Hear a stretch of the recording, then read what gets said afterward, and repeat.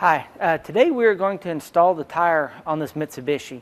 As you can see, the tire is already removed. The proper way would be to pick up the tire, line up the lug studs with the hole openings in the rim. At this point, take your lug nuts, ensure that the conical area of the lug nut faces toward the rim.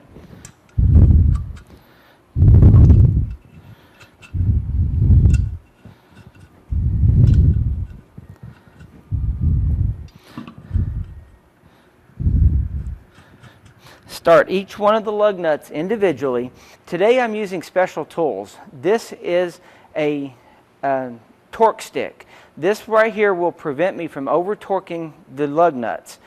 At your house, you're probably going to do this by hand. Most manufacturers recommend somewhere between 90 and 110 foot-pounds of torque for the lug nuts. With that being said, we're going to start at the bottom, snug this down, go across from it, back down. Now we're ready for our final torque.